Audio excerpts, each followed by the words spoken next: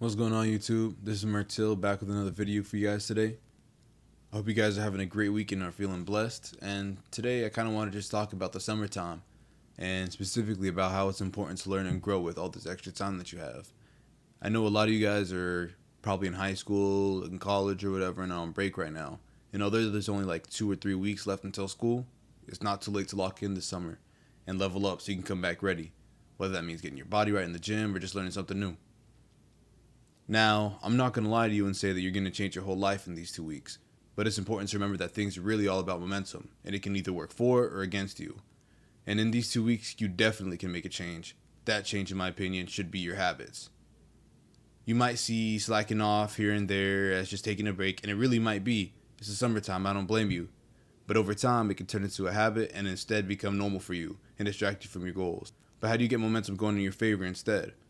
I believe the best way to do so is replacing your bad habits with good ones, whether that means going to the gym, reading, learning a new skill, that sort of thing.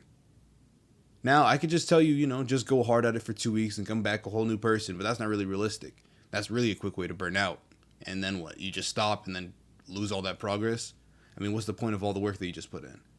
Instead, you're going to aim to go maybe 2 times a week or 3 times a week. That's way more manageable, and you can make it part of your normal routine. It's not going to be easy, you know what I mean, at the beginning, and it will take effort, but it'll be so worth it.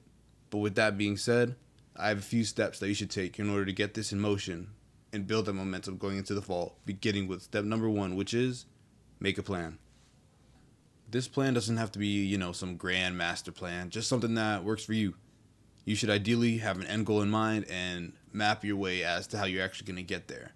By doing some thinking now, you can save yourself time later by not really having to worry about what exactly you're working towards. Say that your goal is to, get in shape, and specifically that you want to lose 5 pounds. This plan can be as simple as setting a workout routine, like going to the gym after work Monday, Wednesday, and Friday, and a mini goal of maybe losing a pound a week. With this plan set up, you have your goal, which is to lose 5 pounds, and how you're going to get there, which is to go, to the gym 3 times a week and maybe lose a pound a week. This will actually take us into step 2, which is just start. I was honestly thinking about putting this as number 1 because this is often the most difficult but important step.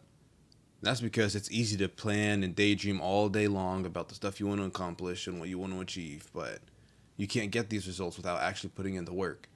But I also recognize that starting isn't easy, even for myself.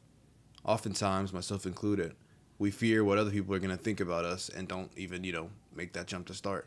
But I think that there's 2 things you should keep in mind about others to combat these thoughts. 1, people aren't really thinking about you as much as you think. Everybody has their own issues, and honestly, they should be focused on that, or at least should be. And 2, even if they really are worried about you like that, you have to have ultimate confidence in yourself. This is because a lot of people like to, put their own insecurities onto you, and they're thinking, I don't think I can do this, and you damn sure can't do this yourself. And that insecurity is going to be, in their head, and it's what causes them to doubt you. And when you fail, they're going to be like, see, I told you so. But I ask you to stay strong and know that you can achieve anything. Even if you fail at the beginning, take it as a learning opportunity. It often takes failure to put you on the road to success. Step 3 is really simple, and that's to be consistent. And honestly, this step could be just as or even more important than step 2, which is to start. In order to build the momentum that I was talking about earlier, consistency is key. But luckily, once you kind of get the ball rolling and get into your routine, it honestly gets easier and easier to keep going. Just think about getting up early for school.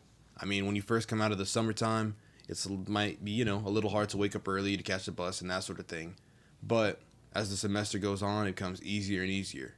Apply this same logic to whatever goal or dream that you're chasing. It's going to be hard to start, of course, but as you keep going at it day in and day out, it's just going to get easier and easier. The end of the summer is the perfect time to do it too, because it'll be harder to be consistent once you have so many other things to worry about going on, your classes, your homework, hanging out with friends, practice, and that sort of thing. So make that effort to, be consistent now. Something that really helps me stay consistent is having a set schedule and then writing it down either on my phone or on a calendar in a journal and really sticking through it. Something that can help you with that, by the way, is having a friend or a family member that you trust to hold you accountable. That way, because they want to see you succeed, they'll remind you and be like, hey, you said you were going to do this, stick to it. And who knows, maybe you can inspire them to chase their dreams too, and you both can help each other out and stay consistent and grow together. This next step I'm going to call step 3.5 because I think it kind of goes hand in hand with step 3, and that's to be balanced. This is an important step because it can really avoid burnout, which ultimately will destroy your momentum and kind of set you back to maybe where you even started. Sometimes burnout is really unavoidable, and I get that. But a great way to avoid this, or at least help it, is to be balanced. That means doing things for fun, which means spending time with your loved ones, getting some good sleep, and just taking a breather. Just like how our body needs some rest after a workout, we as people need our own rest as well. Now, my final step here is step 4, which is to track your results. There's this saying that I heard that I wish I could give credit to the person who said it, but I truly forgot. But anyways, it goes, you manage what you measure. What I think this quote here is saying is that you care about and put energy towards the things that you can measure. So if you want to make sure you're putting your best foot forward and energy towards your goals, you have to find some sort of way to track your progress. I know for me personally, when I'm noticing, some progress that I'm making, it just makes me feel a lot better about what I'm doing. And it kind of shows me with some evidence that my hard work is paying off. And I'm willing to bet that it'll do the same thing for you.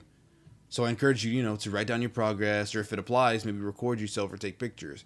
Personally, like when I go to the gym, every once in a while, maybe like once a week, I take a picture of myself. And it kind of really shows me with evidence, once again, that gym progress that I'm making. And even if I feel like I'm not making progress, I can look back at those pictures or look back for months or even years ago to really see that, oh, I am doing something. And even if you notice you go backwards, don't be discouraged. As always, take notes of it, learn from it, and keep going. That progress will come eventually. But hey, what do I know? At the end of the day, the best time to really put in effort this summer was to start 3 months ago.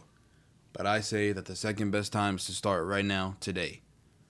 I know you might say, oh man, I missed my opportunity, whatever, but you still have that opportunity to start today.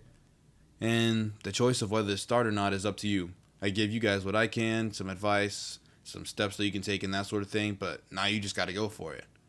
But with that being said, I really appreciate you guys for listening, and if you haven't subscribed yet, tune in to see what's coming next. I got more in the lab, and I want to bring out as much content for you guys as I can. Thank you guys again, and have a good one. Peace.